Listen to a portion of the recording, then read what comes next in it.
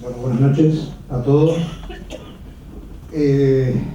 Para mí es una emoción más que profunda estar hoy en mi país, como dijo la esposa de un gran amigo mío de Gatica, ayer desde San Luis, siéntete que has vuelto a tu casa. Desde ayer a la noche y de hace varias semanas me viene rondando muchísimas cosas y aparecen de nuevo los fantasmas de Malvinas.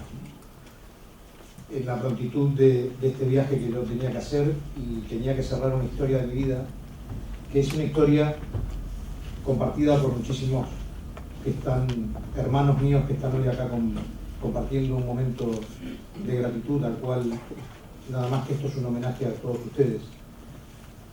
Y poder comenzar una presentación de un libro como el que yo nada más que he puesto mis experiencias, pero que es un libro de todos, es un libro que empieza desde el contexto humano y es un libro que empieza desde el sufrimiento y desde el fracaso y desde el dolor. Desde el primer dolor que yo sufro cuando asumo una responsabilidad en el área material Quilmes, que hoy tengo presente al Comodoro Álama, el cual estuvimos comentando, y muchísimas gracias al Comodoro por haber venido.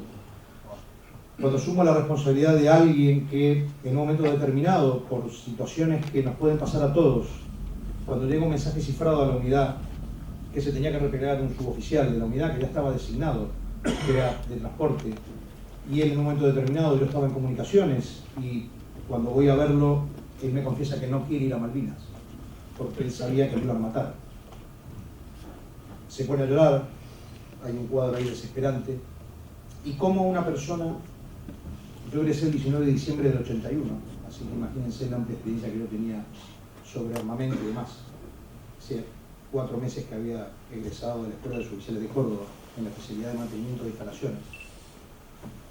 Y en un momento determinado tomo la decisión que después de 28 años ha cambiado absolutamente mi vida y decido ir.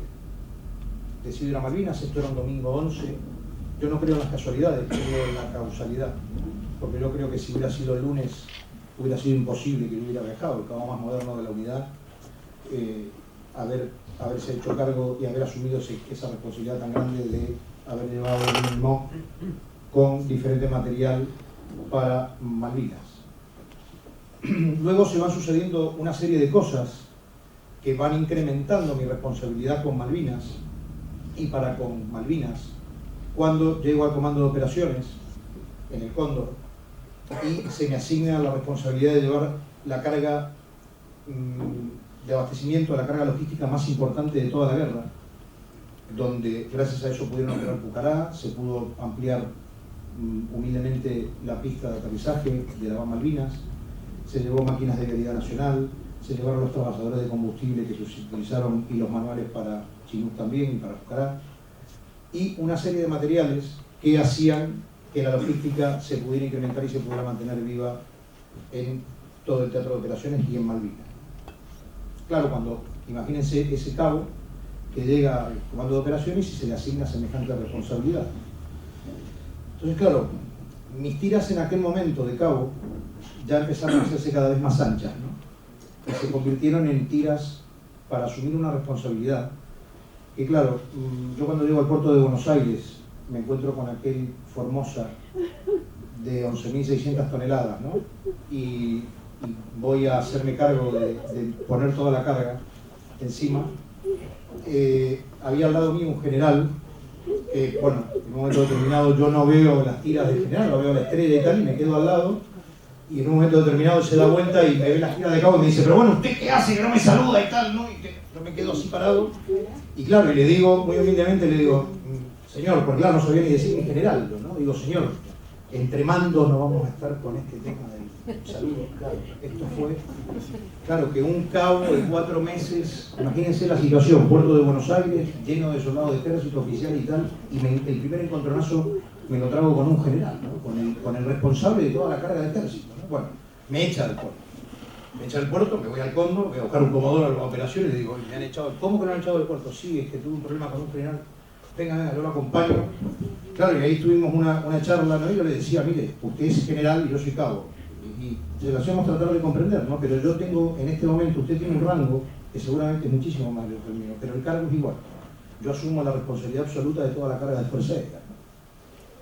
Y entonces, bueno, parece que lo comprendió a mala gana, pero le ordenó a todos los oficiales y suboficiales que venían en el barco que no me dirigieran la palabra. Solamente un sargento en todo el viaje me dirigió la palabra del barco. Es decir, que viví también la soledad de la orden que había dado ese general de no darme bolilla en todo el viaje.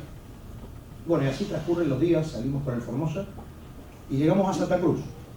Y me vuelve a pasar otra cosa parecida, porque claro, vuelvo, bajamos, se había originado el bloqueo, había orden de que el barco entrara en Santa Cruz, no podía cruzar, y nos fuimos a una comisaría donde estaba la gente de Pucará, que no había cruzado todavía.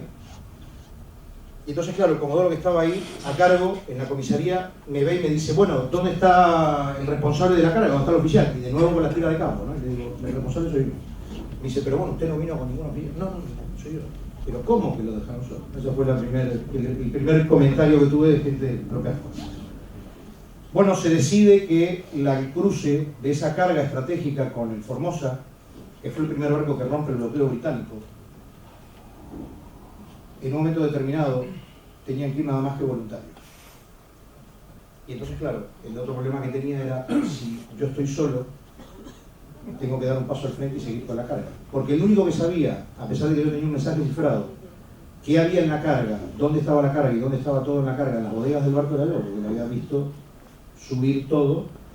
Y entonces, claro, se lo planteé en ese momento a la gente que estaba en Santa Cruz, ¿no? Y entonces el comodoro sí me dio un abrazo y me dijo vaya usted con la carga y que Dios lo acompañe, ¿no? Y así iniciamos un periplo, ya llegando a Malvinas. Tuvimos que también tener contacto con prefectura para que nos pasaran los planos, o se pasaran los planos de toda la ubicación de las minas. También recibí otra sorpresa, porque como era el único de Fuerza Aérea, el único especializado, pues ya había gente que decía, no, viene un especializado de Fuerza Aérea, ¿no? Entonces me mandaron al puente de mando, claro, porque hay cosas muy curiosas y muy graciosas, ¿no? Entonces inmediatamente todos a unánime me dijeron, oiga, salga usted al puente, por los laterales de las bandas, y localícenos los aviones que pasan para ver si son amigos o enemigos, ¿no? Yo, claro, con un temporal que había habido, con una rasca de viento de 50 nudos, yo con ropa de verano, con un techo de nube de 300 metros, ahí fuera, el cocinero me tuvo la certeza de pasarme una botellita, me dijo, tío, me dice, oye, cabo, te voy a pasar un puro porque lo del cigarrillo me parece que no te va. Me voy a poner un puro ahí afuera y a escuchar y a ver si localizaba algo. Y me decían del puente, ¿qué? ¿Vio algo? Me decían, no, de momento no he localizado nada, ¿no? Cabo, que no sabía diferenciar un F-28 de un F-27, pero bueno, era el especialista en localización de aeronaves si eran amigas o enemigas, ¿no? Bueno, en esa situación de Apocalipsis Now, seguí en el puente hasta que le dije, o me traen un café o me tiro al agua, ¿no? Porque hacía un frío horroroso. Nada, me metí en el puente, así continuó, vi pasar sí un Canberra y pasó muy bajo, y entonces dije, ahí es un Canberra, ¿no? Oh, este hombre sabe más. Entonces me dejaron en el puente sin dormir, claro, pasaban los relevos y yo me terminé sentando en una silla y me quedé dormido porque me decían, no, este hombre tiene que estar en el puente, ¿no? Nada, así llegamos a Malvinas. Tuvimos que fondear porque en un momento determinado el exceso de tonelaje que llevaban no daba con el calado del puerto. Y bueno, el capitán del Formosa nos echó del Formosa. Lo digo esto porque eso ha sido así de real. Inclusive en algunas cosas que están escritas no está descrito cómo nos bajamos del barco, porque nos habían echado del barco, ¿no? Contra mi voluntad, porque yo seguía llevando la carga y me negaba a dejar la carga, porque no sabía qué iba a pasar con la carga. Pero entonces, bueno, llegamos al puerto, el barco pudo aligerar y al final pudo atracar, y ahí se empezó la maniobra de descarga, ¿no? Con muchísimos problemas también, porque traíamos camiones de Vialidad Nacional encubierta, y los temporales que habíamos vivido las noches anteriores hicieron que se pararan completamente, se llenaran de sal. Hubo algunos que se habían prendido fuego a las baterías, hubo que empujarlos, hay fotos que hay infantes de marina empujándolos. Después el muelle empezó a moverse, alguien se iluminó y dijo, bajemos las planchas de la pista para ponerlas en el muelle y poder seguir bajando la carga. Y bueno, en todo ese conglomerado de cosas, y de complicaciones, efectuamos casi toda la descarga, y el brigadier Castellano, al cual me le presento inmediatamente que llego al otro día, él, como venía con un IMOP, me designó a la BAM Malvinas, a la zona de transporte. Inmediatamente pasé a depender del mayor Rusticini y del señor Comodoro Destri, que le agradezco profundamente, don Luis, que usted esté aquí. Y bueno, y empezamos a trabajar candentemente, porque teníamos que organizar un montón de cosas en transporte, hacer un montón de transportes. Yo recuerdo con mucho cariño una noche de guardia haber sacado a la gente de Pucará, a los pilotos de Pucará, con una orden suya. Estaba yo de turno esa noche en el aeropuerto y salieron de madrugada, y puse aquella Ford en marcha y la llené de calor, de la temperatura de la calefacción y tal, para que nuestros pilotos pues pudieran tener el menos frío posible, ¿no? Y que los aviones estuvieran listados y que pudieran salir, ¿no? Bueno, llegó el 1 de mayo, nos bombardearon, y nos bombardearon muy bien, porque no nos mataron de milagro, estamos vivos absolutamente, por lo menos yo y el equipo de transporte y tal, estamos vivos de milagro, porque hubo bombas que pegaron a 70, 80 metros de la carpa, bombas de 1000 libras, ¿no? O de 1000 kilos, ¿de 1000 kilos o de 1000 libras? 1000 libras. 1000 libras, 500 kilos, ¿no? 500 kilos, pero da igual la diferencia, ¿no? Porque hicieron unos cráteres infernales, ¿no? Y sí, yo quiero, para no contarles el libro ahora, porque si no, no lo van a querer leer, yo quiero rescatar varias anécdotas muy importantes, pero quiero rescatar en este momento dos, una del 1 de mayo, que fue vital, donde nos bombardean Darwin a las 8 de la mañana, con la desgracia de que le pegan a uno de los Pucará, explota, y por consiguiente explota los depósitos de municiones y demás, y las municiones que había alrededor, y empieza a haber muchísimos suboficiales heridos, había ya oficiales muertos en el caso de Juquí, y se plantea una urgencia inmediata porque no se podían tratar esos heridos. Inmediatamente los pilotos de Chinook, sin saber la situación que estaba afuera, y que había, a día de hoy yo tengo información de Inglaterra, donde había una PAC después del bombardeo esperando que saliera el helicóptero para atacarlos. Tuvieron dos problemas la PAC, que se estaban quedando sin combustible y les pidieron que retornara al portaaviones por el ataque de la escuadrilla Tormo a las fragatas que se estaban viniendo. Y entonces se originó el primer transporte aeromédico de la historia de la Fuerza Aérea Argentina y de toda la guerra de Malvinas, donde dos oficiales, pilotos de ese Chinook, no sé si ustedes conocen, la mayoría lo conocen, pero es una bestia enorme con dos palas, con dos complejos de palas impresionantes, para poner en marcha eso y para levantarlo.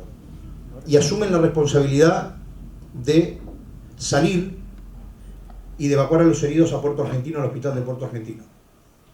Pero hoy yo dije que iba a haber sorpresas muy especiales. En ese vuelo, en ese primer vuelo aeromédico, primer vuelo en alerta rojo, con bombardeo en zona, bombardeándonos en otros lugares, ya había habido desembarco de comandos, había gente infiltrada, ingleses pasando datos desde dentro de la isla. Uno de esos pilotos hoy está aquí. Yo le pido al señor Comodoro que se ponga de pie, por favor. El Comodoro Grover de Koning. El Comodoro Grover de Koning fue uno de los pilotos de ese Chinook. Pero aquí hay más sorpresas que yo les quiero dar a unos y a otros. El Comodoro Grover de Koning sería capaz de identificar a nadie aquí dentro porque pasaron 28 años. En ese pensamiento del libro, en la soledad de Canarias, que parece que estamos con mucho sol y con mucho, pero bueno, también había mucho sentimentalismo cuando realicé el libro, tenía un pensamiento profundo dentro, y yo quería, en este homenaje que nos hacemos y que nos juntamos con el Vasquito Bursa, con don Luis, con Roberto, con muchísimos excombatientes, hermanos míos, con Ricardito, cumplir y cerrar una misión, y cerrar una operatividad. El Comodoro Grover de Koning hoy se va a encontrar con uno de los heridos que gracias a él se salvó la vida. Zaguirre, por favor, puedes venir si eres tan amable. Vamos a darle un aplauso a Chorizá Zaguirre.